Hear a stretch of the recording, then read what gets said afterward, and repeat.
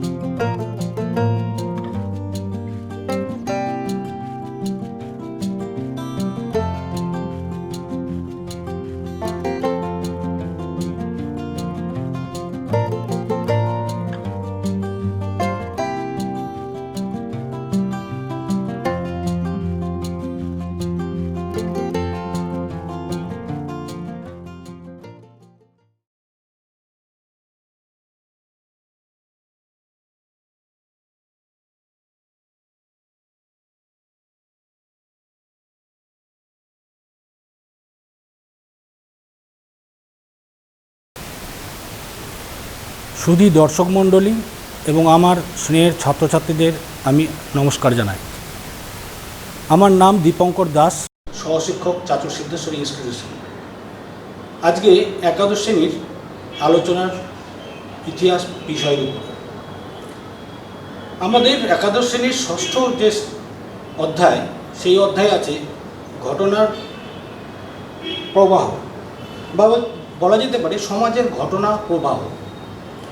এবং এই অধ্যায়ে যে টপিকের উপর আজকে আমাদের আলোচনা, সেটা হচ্ছে গ্রিসের, বলতে গেলে প্রাচীন গ্রিসের কৃতদাস সমাজ। প্রাচীন গ্রিসের কৃতদাস সমাজ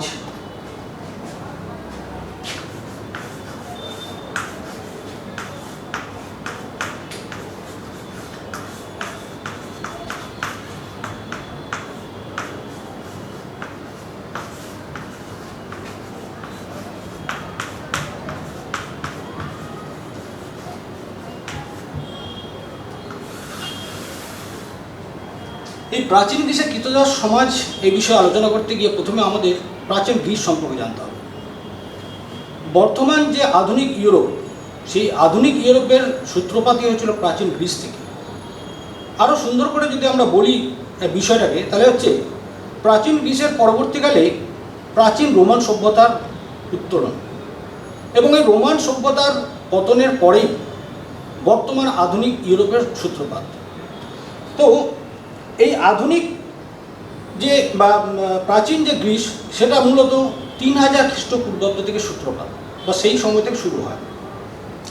এখন এই গ্রিসের বা প্রাচীন গ্রিসের সমাজ ব্যবস্থাটা কেমন ছিল? প্রাচীন গ্রিস ছিল পোলিসের অন্তর্গত, অর্থাৎ নগর রাষ্ট্রের অন্তর্গত। প্রাচীন গ্রিস, পুরো গ্রিসটাই ক্ষুদ্র ক্ষুদ্র যে নগর রাষ্ট্র, অর্থাৎ এক একটা নগরকে কেন্দ্র করে এক একটা রাষ্ট্র গড়ে ওঠে, এবং এই নগর রাষ্ট্রকে নিয়েই ছিল প্রাচীন গ্রিস। প্রাচীন গ্রিসকে আমরা দুই ভাগে বিভক্ত দেখি, একটা উত্তর গ্রিস এবং একটা হচ্ছে দক্ষিণ গ্রিস। উত্তর গ্রিসের মধ্যে যেমন আছে থেসালি, এপিরাস, ডোরিস, ফোসিস ইত্যাদি। আবার দক্ষিণ গ্রিসে আছে এলিস, একিয়া, আর্নেলিস ইত্যাদি। এছাড়াও অন্যান্য কিছু অঞ্চল ছিল। এখন এই প্রাচীন গ্রিসে কৃতদাস যে ব্যবস্থা, সেই কৃতদাস ব্যবস্থা আলোচনার পূর্বে আমাদের কৃতদাস সম্পর্কে জানতে হবে, অর্থাৎ কৃতদাস এই শব্দটা কী বা কৃতদাস কারা। তাহলে এক্ষেত্রে বলতে গেলে যে কৃতদাসের সংজ্ঞাটা বলতে গেলে সম্পত্তি, মূলত এমন একজন ব্যক্তি যার নিজস্ব যদি মালিকানাধীন কোনো সম্পত্তি না থাকে, তাহলে সে হচ্ছে কৃতদাস। ঐতিহাসিক অ্যান্ড্রুজ কৃতদাস সভ্যতাকে বা কৃতদাস সমাজকে প্রাচীন গ্রিস সভ্যতার মৌলিক উপাদান বলেছেন। অর্থাৎ পঞ্চদশ শতক, খ্রিস্টপূর্ব পঞ্চদশ শতক থেকে এথেন্সে প্রায় 80 থেকে 1 লাখ কৃতদাসের অবস্থান ছিল। থিওগনিস নামক যে ইতিহাসবিদ, তিনি বলেছেন যে পেঁয়াজের থেকে যেমন আমরা গোলাপের জন্ম দেখতে পারি না, সেই রকমই কোনো কৃতদাসের সন্তানও স্বাধীনভাবে সে স্বাধীন নাগরিক হতে পারে না। তাহলে এইরকম একটা পরিস্থিতিতে সম্পত্তি হিসাবে কিন্তু বলা হতো। এবং কৃতদাস এমন একজন লোক, যে লোকটা যার নিজস্ব কোনো সম্পত্তি ছিল না এবং সে প্রভুর সম্পত্তি হিসাবে গণ্য করা হতো। অর্থাৎ মালিক বা প্রভুর স্বাধীন সত্তা থাকলেও কৃতদাসের কোনো স্বাধীন সত্তা ছিল না। আরেকটা হচ্ছে পশু, বা আমরা যেটা বলি গবাদি পশু। ডিও ব্রাইস্টম তিনি বলেছেন যে কৃতদাস হলো গবাদি পশুর সমান। অর্থাৎ গবাদি পশুর যেমন একটা নিজস্ব প্রভু আছেন বা মালিক আছেন, সেরকম কৃতদাসদেরও একটা নির্দিষ্ট প্রভু বা মালিক ছিল। তারপর হচ্ছে মালিকানা। অ্যারিস্টটল কৃতদাসদের প্রভু হলো তার মালিক। অর্থাৎ অ্যারিস্টটলের যে মতে তিনিও এই কৃতদাস যে প্রথাটা বা কৃতদাস এই শব্দটাকে তিনি সমর্থন করেছেন, এবং তিনি বলেছেন যে কৃতদাসের প্রভু হলো তার মালিক। মালিকের স্বাধীন সত্তা থাকলেও এক্ষেত্রে কৃতদাসের কোনো স্বাধীন সত্তা নেই। অর্থাৎ মালিক নিজের ইচ্ছাতে বা নিজের খুশি মতো কিছু করতে পারলেও এখানে কৃতদাস কিন্তু সেটা তার ক্ষমতায় ছিল না। অর্থাৎ প্রভুর নির্দেশ বা প্রভুর আদেশ ছাড়া সে নিজস্বভাবে কিছু করতে বা কিছু তার অধিকার ছিল না।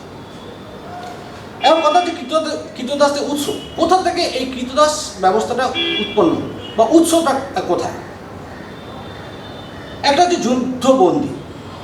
এই যে নগর রাষ্ট্র, যাকে আমরা বলছি পুলিশ, এই নগর রাষ্ট্রের ফলে একটা রাষ্ট্রের সাথে আরেকটা রাষ্ট্রের অনবরত যুদ্ধ লেগে থাকতো, বা অন্য কোনো যে দেশ বা রাষ্ট্র তার সাথে তারা কিন্তু যুদ্ধে লিপ্ত থাকতো। ফলে এই যুদ্ধে যারা পরাজিত সৈন্য ছিল, সেই পরাজিত সৈন্যদের যুদ্ধবন্দী হিসাবে তাদেরকে আনা হতো গ্রীসে বা এই নগর রাষ্ট্রগুলিতে, এবং তাদের সাথে তাদের স্ত্রী, সন্তান, কন্যা যারা যারা ছিল তারাও কিন্তু এই যুদ্ধবন্দী হিসেবে গণ্য হতো এবং তারা কৃতদাসে রূপান্তরিত হতো। এর পরবর্তীতে হচ্ছে জলদস্যুদের আক্রমণ। গ্রীসের যে সমুদ্রের যে ভূভাগ, এই সমুদ্র ভূভাগে জলদস্যুদের অত্যাচার ছিল। যে কোনো বিদেশি জাহাজ বা বিদেশি জাহাজে যারা আসতো তাদেরকে তারা বন্দি করত। এছাড়াও উপকূলবর্তী অঞ্চলে যে সমস্ত জনসাধারণ তাদেরকেও তারা সে বন্দি করত, এবং এই বন্দি করে তাদেরকে গ্রীসের যে দাস বাজার, সেখানে তাদেরকে কৃতদাস হিসেবে বিক্রি করে দেওয়া হতো। অপহরণ, এই অপহরণের ফলেও কৃতদাসদের জন্ম হতো। কীরকম? যে কোনো শিশু বা শিশুকন্যাকে অপহরণ করা হতো, এবং অপহরণ করে তাদেরকে কৃতদাস হিসাবে, কৃতদাসের যে বাজার সেগুলো তাদেরকে বিক্রি করা হতো। এছাড়া হচ্ছে জন্মসূত্রে। জন্মসূত্রে কীরকম? কৃতদাসদের যারা যারা কৃতদাস বা কৃতদাসী, তাদের জন্মসূত্রে যারা তাদের সন্তান, তারাও কিন্তু কৃতদাস হিসাবে গণ্য করা হতো। এছাড়াও কৃতদাস আমদানি। বিভিন্ন ক্ষেত্রে কৃতদাসের ঘাটতি যখন দেখা দিত তখন কৃতদাস আমদানি করা হতো। অর্থাৎ অন্যান্য দেশ থেকে, যেমন আরব, মিশর, এছাড়াও গ্রীসের অন্যান্য অঞ্চল থেকে তারা কৃতদাসদের কিন্তু আমদানি করা হতো। তো এই আমদানি কিন্তু যে কৃতদাস, সেভাবেও কিন্তু কৃতদাসদের উৎস আমরা পাই। আর একটা হচ্ছে ভাগ্য বিপর্যয়। বিভিন্ন ব্যক্তি নিজের ভাগ্যের বিপর্যয়ে কৃতদাস হিসাবে তারা কিন্তু গণ্য। পরবর্তীকালে আমরা যেটা দেখব যে কৃতদাসের যে বাজার, এক্ষেত্রে আমি কয়েকটা জিনিস লিখে দিই পয়েন্ট হিসাবে। গ্রীসে কৃতদাস প্রথার অস্তিত্ব।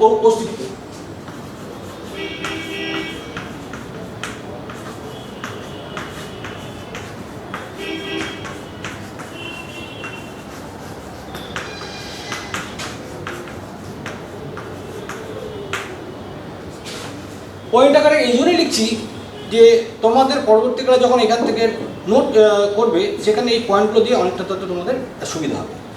দ্বিতীয় যে পয়েন্ট, সেটা হচ্ছে কৃতদাস বলতে কি বোঝা।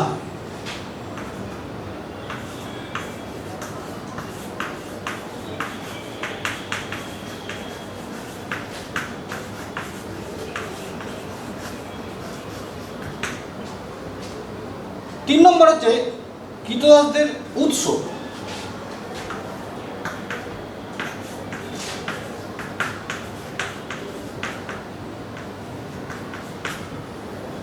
পরবর্তী যেটা আমরা আলোচনা, সেটা হচ্ছে দাস বাজার। অর্থাৎ কৃতদাস কি আমরা জানলাম, কৃতদাসদের উৎস মানে অর্থাৎ কোথা থেকে কৃতদাস আমরা পাচ্ছি সেটাও আমরা দেখলাম। এবার হচ্ছে এই কৃতদাসদেরকে কেনা হতো কোথায়, মানে কেনা বেচা কোথায় হতো, অর্থাৎ স্বাভাবিকভাবে সেটা একটা ছিল বাজারের মধ্যে।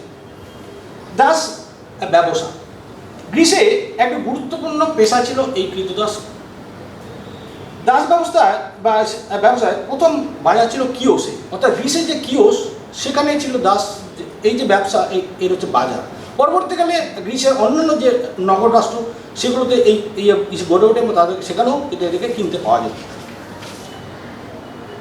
এবার বাজারে এই কৃতদাসদের উপস্থাপন কীভাবে হতো, এটা খুবই ইন্টারেস্টিং একটা বিষয়। একটা কৃতদাসকে সুন্দরভাবে সুসজ্জিত করে আনা হতো বাজারে, সেখানে এই কৃতদাসের সমস্ত বিস্তারিত তথ্য একটা কাগজের মধ্যে লিখে আটকে দেওয়া হতো গলাতে। এই যে বিবরণ, এই যে তথ্য, এখানে দাস কোন দেশ থেকে এসেছে, তার কত বছর বয়স, তার শারীরিক সক্ষমতা কতটা, কোনো অসুখ বিসুখ আছে কিনা, এই বিস্তারিত তথ্য এই যে কাগজে করে লিখে আটকে দেওয়া হতো সে গলাতে। এবারে যারা কিনতো কৃতদাসদেরকে, তারা সেই কৃতদাসদের মাংসপেশি হাত দিয়ে টিপে দেখতো যে তারা সত্যি সত্যি সে কতটা ক্ষমতা সম্পূর্ণ বা তাদের সহ্য ক্ষমতা কতটা, সেইটা পরীক্ষা নিরীক্ষা করা হতো। এবারে মূল্য কত ছিল, ঐতিহাসিক তথ্য থেকে আমরা জানতে পারছি যে কৃতদাসদের মূল্য খুব একটা কিন্তু বেশি ছিল না, মাত্র 168 দ্রাকমা, অর্থাৎ গ্রিসের যে অর্থ যে মূল্য যে নাম সেটা হচ্ছে দ্রাকমা, বিশেষ করে প্রাচীন যে গ্রিস। অর্থাৎ 168 যে দ্রাকমা দিয়ে একজন দাস পাওয়া যেত, আর 147.5 দ্রাকমা দিয়ে একজন কৃতদাসই পাওয়া যেত। এখানে তথ্য থেকে আমরা পাচ্ছি এই কৃতদাস বা দাসী এটা কিনতে গিয়ে খুব বেশি অর্থ কিন্তু লাগতো না। একজন কারিগরের বাৎসরিক যে আয়, সেই আয়ের অর্ধেক দিয়ে কিন্তু একজন দাস বা দাসী তারা কিন্তু কিনতে পারতেন। এবার কৃতদাস হলো, কৃতদাস কেনা হলো, এবং কৃতদাস এখন কীভাবে ইউজ করা হতো, অর্থাৎ কৃতদাসদের কর্মে কীভাবে নিয়োগ করা হতো। তো নেক্সট যেটা আমাদের পয়েন্ট সেটা হচ্ছে কৃতদাসদের কর্মে নিয়োগ।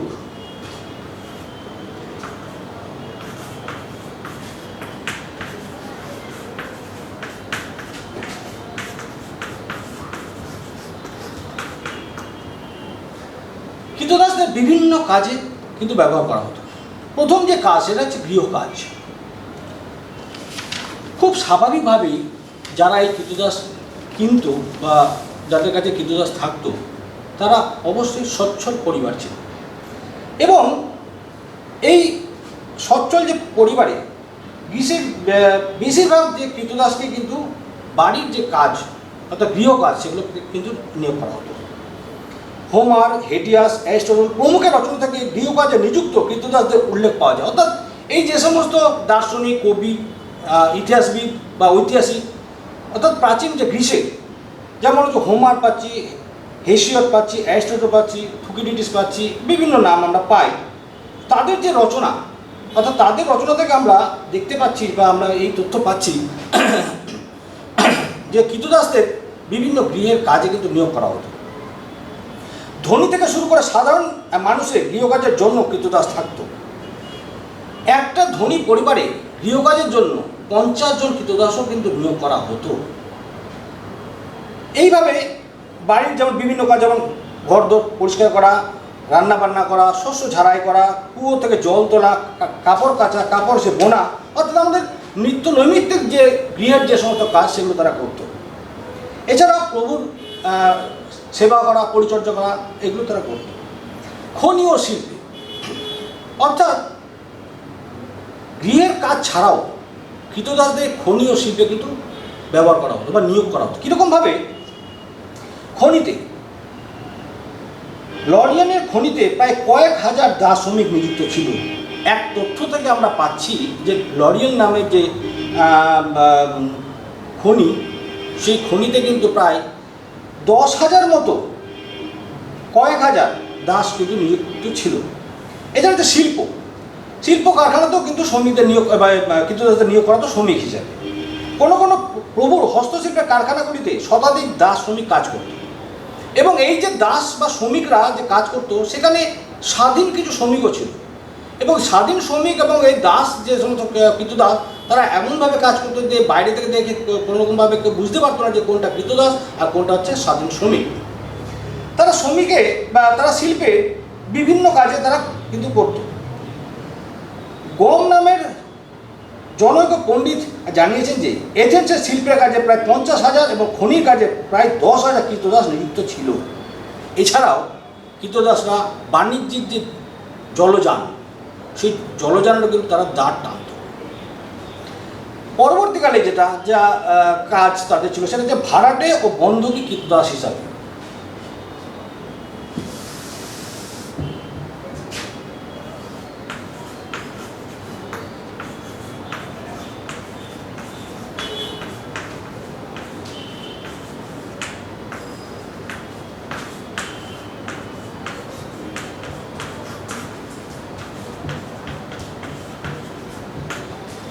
ভাড়াটে ও বন্ধকি কৃতদাস হিসাবেও কিন্তু কৃতদাসরা নিযুক্ত হতো বা কাজ করতো। কীরকমভাবে? এক প্রভুর বা মালিকের অনেকগুলো কৃতদাস আছে, তারা বিভিন্ন জনের কাছে এই ভাড়া দিয়ে অর্থাৎ কৃতদাসদেরকে ভাড়া দিয়েও কিন্তু তারা অনেক বেশি টাকা আয় করত এবং এই কৃতদাসরা ভাড়াটে কৃতদাস হিসাবেও কাজ করত। আরেকটা হচ্ছে সেটা হচ্ছে বন্ধকি। বন্ধকি মানে হচ্ছে বন্ধক। কোনো প্রভু বা মালিক যখন ঋণ নেওয়ার অর্থ অর্থাৎ ঋণ নেওয়া যে অর্থ সেই পরিমাণ অর্থটা যখন তারা শোধ করতে পারে না, তখন তাদের কাছে যে কৃতদাস ছিল তারা সেটা তাদের কাছে একটা বন্ধক দিত। অর্থাৎ কৃতদাস কিনা মালিক কখনো কখনো ঋণের জন্য অন্যের কাছে বন্ধক দিত। এভাবেও বন্ধক হিসাবেও কিন্তু কৃতদাস তারা কাজ করত। পরবর্তীকালে যেটা সেটা হচ্ছে কৃষিকাজ। এই কৃষিকাজ খুব ইম্পর্টেন্ট একটা জিনিস, যেখানে কৃতদাসরা প্রচুর পরিমাণে তারা এই কাজে নিয়োজিত। ব্যাপকভাবে না হলেও গ্রীসের যথেষ্ট কৃতদাস প্রভুর কৃষিজ ফসল উৎপাদনের কাজে নিয়োগ থাকতো বলে জানা যায়। অর্থাৎ প্রভুর যে কৃষি জমি সেখানে কৃতদাসরা কৃষক হিসাবে কিন্তু চাষাবাদ করত। এখানে তারা শস্য উৎপাদন করত, শস্য ঝাড়াই মারাই করতো, শস্য থেকে তারা শস্য বিক্রির জন্য যে কাজ নিকটবর্তী মার্কেট সেখানে নিয়ে যেত। এছাড়াও তারা জলপাই থেকে তেল নিষ্কাশন করত, আঙুরের রস নিঃসরণ করত। এইরকম বিভিন্ন রকমভাবে তারা কৃষিকাজে কিন্তু নিয়োগ হতো এবং তারা কাজ করত। পরবর্তীকালে দেখছি যে আমরা অন্যান্য কাজ এছাড়াও অর্থাৎ খনি, শিল্প, বন্ধকি, ভাড়াটে, কৃষিকাজ ছাড়াও আরও অন্যান্য কাজ তারা করতো কৃষক এই কৃতদাসরা। এটা হচ্ছে করণী। যারা মূলত কৃতদাস এই কৃতদাসদের মধ্যে যারা মূলত একটু বিচক্ষণ ছিল বা একটু হয়তো লেখাপড়া জানলো বা অক্ষর জ্ঞান ছিল, তারা করণিক হিসাবেও কাজ করতো। ব্যাংক বা অন্যান্য প্রতিষ্ঠানে করণিকের কাজেও কোনো কোনো কৃতদাস নিযুক্ত হতো। আর এটা হচ্ছে সেটা যে বাণিজ্য। কেউ কেউ প্রভুর ব্যবসা বাণিজ্য পরিচালনার দায়িত্ব পালন করত। অর্থাৎ এই যে অন্যান্য কাজগুলো যে আমরা পাচ্ছি, যেমন করণী, বাণিজ্য, রক্ষণাবেক্ষণ, দলিল রক্ষণাবেক্ষণ, রাস্তাঘাট তৈরি এবং পুলিশ, এগুলো যে অন্যান্য কাজ, এইগুলো কাজে সেই সমস্ত কৃতদাসদেরকে নিয়োগ করা হতো যারা ছিল তুলনামূলক একটু বিচক্ষণ এবং অক্ষর জ্ঞান সম্পন্ন। যেমন রাস্তাঘাট তৈরি, সরকারি রাস্তাঘাট তৈরির ক্ষেত্রেও কিন্তু কৃতদাসরা নিয়োগ হতো। পুলিশ, এথেন্সের পুলিশ বিভাগে কৃতদাসরা নিয়োজিত ছিল বলে জানা যায়। আবার এই পুলিশ বিভাগের যে গুপ্তচর বিভাগ, সেখানেও বিভিন্ন কৃতদাসদেরকে নিয়োগ করা হতো। কীরকমভাবে? হয়তো তথ্য সংগ্রহের জন্য এই কৃতদাসদেরকে ভাড়া বা বন্ধক হিসাবে অন্যজনের কাছে কিন্তু নিয়োগ করা হতো। এভাবেও কৃতদাসদের নিয়োগ করা হতো। এখন কৃতদাস বা এই যে প্রভু বা মালিক, তার এই উভয়ের মধ্যে সম্পর্ক কেমন ছিল? পরবর্তী যে আলোচনার যে পয়েন্ট বা সেটা হচ্ছে প্রভু ও কৃতদাসদের সম্পর্ক।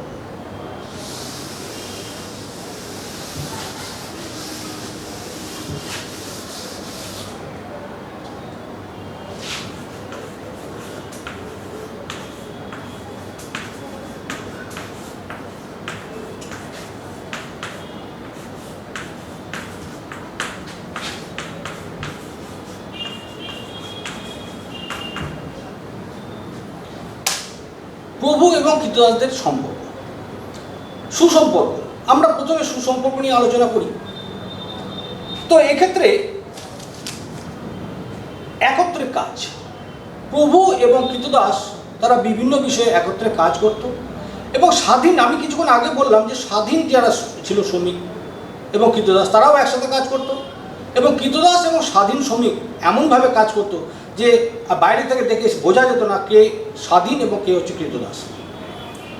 একত্রে বসবাস, এমনও উল্লেখ আমরা পাচ্ছি বিভিন্ন ঐতিহাসিক উপাদান বা তথ্য থেকে, এমনও উল্লেখ আমরা পাচ্ছি যে একই বাড়িতে প্রভু এবং কৃতদাস তারা কিন্তু একসাথে থাকত, এমনকি একই আহারে যে টেবিল, সেই টেবিলে তারা একসাথে আহারও খেত। প্রভুর জীবন রক্ষা, বিভিন্ন ঘটনায় এটাও আমরা লক্ষ্য করেছি যে বা করি যে প্রভুর যদি কোনো বিপদ ঘটত তাহলে নিজের জীবন বিপন্ন করে প্রভুর জীবন তারা কিন্তু রক্ষা করছে। এই কৃতদাসরা বিভিন্ন ক্ষেত্রে প্রভুর কিন্তু জীবনও রক্ষা করেছে। পুরস্কার, বিভিন্ন ক্ষেত্রে কৃতদাসের কাজে সন্তুষ্ট হয়ে প্রভুরা পুরস্কার তাদের দিত, কিন্তু এই পুরস্কার পেলেও তারা কিন্তু এই কৃতদাস থেকে কিন্তু মুক্তি পেত না, তারা কিছুটা অর্থ স্বাধীন একটা রূপ বা সত্তা তারা পেত।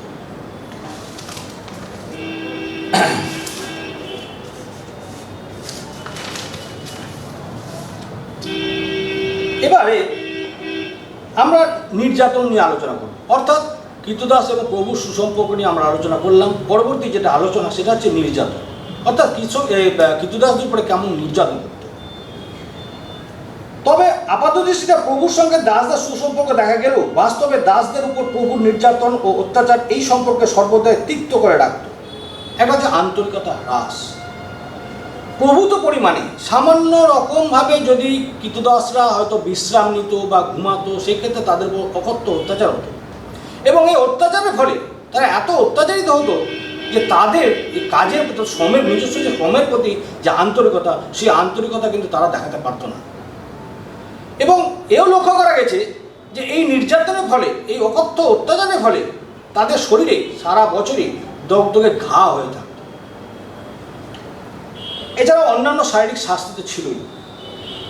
অধিকার থেকে বঞ্চনা, আমরা আগেই আলোচনা করেছি বা এতক্ষণ ধরে যে আলোচনা আমাদের হচ্ছে সেটাতে আমরা একটা জিনিস যেটা পরিষ্কার যে তাদের কোনো নিজস্ব কিন্তু অধিকার ছিল না। এছাড়াও তার কোনো কারণবশত কোনো বিষয় নিয়ে যদি তাদের কোনো একটা বিষয় যদি আদালত পর্যন্ত তারা যদি করাতো, তাহলে সেক্ষেত্রে আত্মপক্ষ সমর্থনের জন্য তারা কিছু বলতে পারতো না, অর্থাৎ অধিকার থেকে তারা বঞ্চিত ছিল। এছাড়াও ছিল তাদের নির্যাতন, অন্যান্য নির্যাতন। এবারে স্পার্টা, অর্থাৎ গ্রিসের যে একটা নগর রাষ্ট্র বা পোলিস স্পার্টা, সেই স্পার্টার যে তিনটা শ্রেণীতে, সমাজে তিনটা শ্রেণীতে বিভক্ত ছিল, সেই বিষয়ে একটু আলোচনা করব।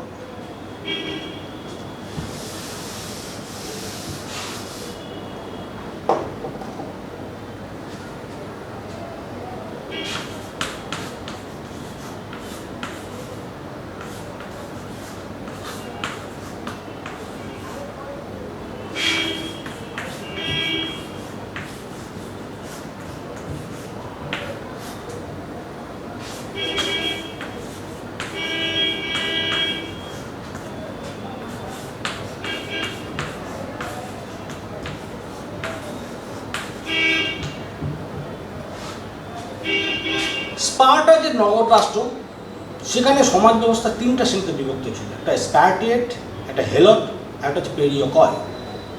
এই সামাজিক যে গঠন এই তিনটা শ্রেণীতে বিভক্ত ছিল। প্রাচীন গ্রিসের বিভিন্ন পোলিস বা নগর রাষ্ট্রগুলোর মধ্যে স্পার্টা ছিল অন্যতম একটা গুরুত্বপূর্ণ নগর রাষ্ট্র। 5টা গ্রাম নিয়ে এই নগর রাষ্ট্র স্থাপন ছিল এবং এই নগর রাষ্ট্র অর্থাৎ স্পার্টার যে মূল যে বৈশিষ্ট্য সেটা ছিল তাদের রণনৈপুণ্য এবং হচ্ছে সামাজিক শৃঙ্খলা, অর্থাৎ যুদ্ধে পারদর্শিতা এবং সামাজিক শৃঙ্খলা, এটাই ছিল এই স্পার্টার বৈশিষ্ট্য। স্পার্টার সামাজিক কাঠামো অন্যান্য গ্রিক নগরাষ্ট্রগুলি থেকে ছিল সম্পূর্ণ আলাদা। এখানকার নগরের যে সামাজিক কাঠামোটা ছিল তিনটা শ্রেণীতে বিভক্ত, একটা হচ্ছে স্পার্টিয়েট নামে স্বাধীন নাগরিক, হেরোড নামে কৃতদাস এবং পেরিয়কয় বা অর্ধ স্বাধীন। এই তিনটের মধ্যে স্পার্টিয়েট বা স্বাধীন যে নাগরিক তাদের নিয়ে একটু আলোচনা করি। নাগরিকত্ব লাভের শর্ত, স্পার্টা যে নাগরিকত্ব তারাই পেত যাদের একটা নিজস্ব জমির মালিকানা ছিল, অর্থাৎ অল্প হলেও যাদের নিজস্ব জমির একটা মালিকানা থাকবে। এছাড়া যে ভোজনালয় অর্থাৎ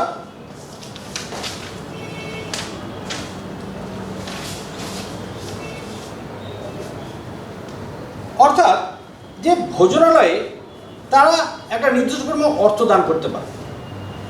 আরেকটা ছিল যে ব্যক্তি বা যদি কোনো ব্যক্তি বা যারা তারা যৌবনে যদি সামরিক প্রশিক্ষণ নিয়ে থাকে, তাহলে এই তিনটা জিনিস এর জন্যই স্পার্টা নাগরিকত্ব লাভ করা সম্ভব ছিল। একটা হচ্ছে একটা নির্দিষ্ট ভূখণ্ড থাকতে হবে বা জমির মালিকানা থাকতে হবে। দ্বিতীয় হচ্ছে যে সাধারণ যে ভোজনালয় সেখানে অর্থ সাহায্য করার সামর্থ্য থাকতে হবে। আরেকটা হচ্ছে সামরিক প্রশিক্ষণ থাকতে হবে। নারীদের ক্ষেত্রে স্পার্টার কোনো নাগরিকত্বের দাবি বা তাদের কোনো অধিকার ছিল না। নাগরিকদের সংখ্যা স্পার্টায় এই স্বাধীন নাগরিকদের সংখ্যা কিন্তু তুলনামূলক খুব কম ছিল। আর 480 খ্রিস্টপূর্বাব্দে তথ্য থেকে আমরা পাই স্পার্টায় প্রায় 8000 নাগরিক ছিল, কিন্তু 371 খ্রিস্টপূর্বাব্দে সেখানে স্বাধীন নাগরিকের সংখ্যা প্রায় 1000-এ নেমে আসে। এবার এই যে স্বাধীন যে নাগরিক এদের কি কি ছিল পেশা? স্বাধীন যারা যে নাগরিক তারা মূলত তাদের যে কৃষিকাজ করতো এবং তারা হেলরদের দিয়ে বিভিন্ন নানান কাজগুলো কি করাতো। হেলরদের বিষয়ে আমরা পরে আসছি। এছাড়া তারা সামরিক যে কাজকর্ম বা রাষ্ট্রের যে সমস্ত কাজকর্ম তারা সেটা করত। পরবর্তী যে বিষয় সেটা হচ্ছে হেলট।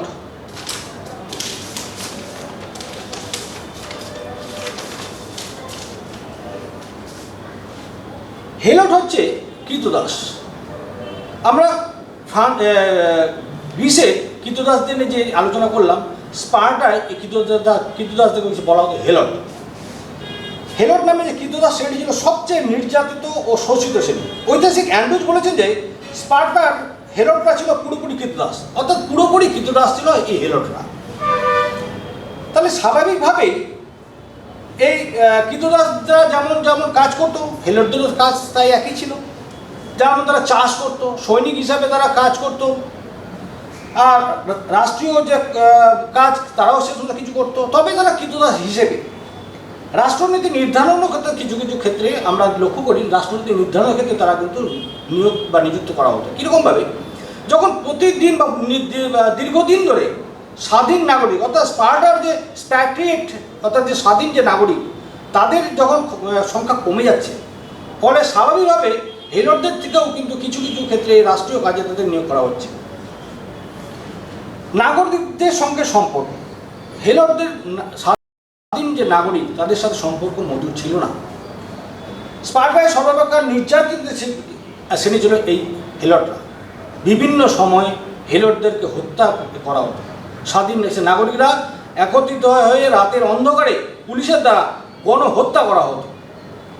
এই ক্ষেত্রে এক ঐতিহাসিক বলেছেন যে হেলট হত্যা ছিল বাৎসরিক একটা যুদ্ধ, অর্থাৎ স্বাধীন নাগরিক স্পার্টার যে স্বাধীন নাগরিক স্প্যাট্রিয়েট তাদের বাৎসরিক যুদ্ধই ছিল হেলটদেরকে হত্যা করা। আর ছিল মার্শাল ল। হেলটদের বিদ্রোহ, হেলটরা এই অত্যাচারের ফলে দীর্ঘদিন ধরে কিন্তু বিদ্রোহ করে আসছিল, কিন্তু তাদের এই বিদ্রোহকে অচিরে বা শুরুতেই ধ্বংস করার জন্য ইফর নামে একদল উচ্চ শ্রেণীর উচ্চ পদস্থ ছিল অফিসার ছিল। তারা বিভিন্ন রকমভাবে মার্শাল ল কিন্তু তারা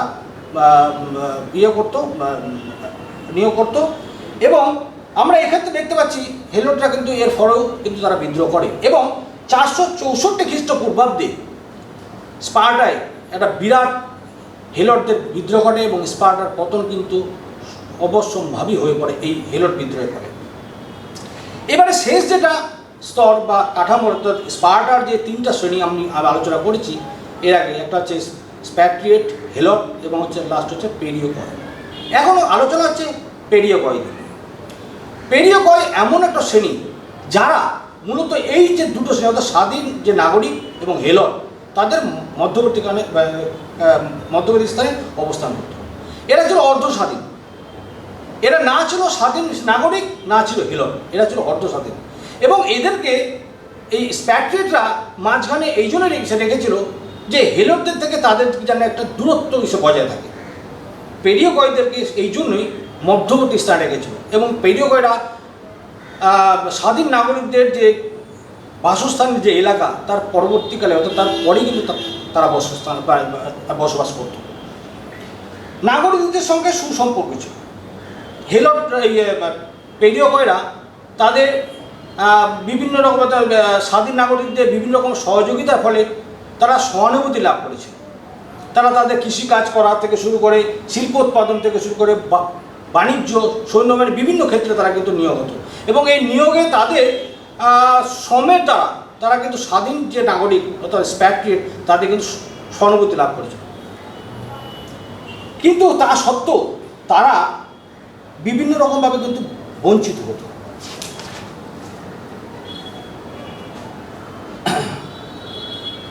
এখানে হচ্ছে শোষণ, বঞ্চনার যে প্রথম যে আলোচনার বিষয় সেটা হচ্ছে শোষণ। দীর্ঘদিন ধরে এই তারা নিজেদের শ্রম দেওয়া সত্ত্বেও কিন্তু শোষিত হতো স্বাধীন নাগরিকদের দ্বারা, যেটা হচ্ছে অর্থনৈতিক শোষণ।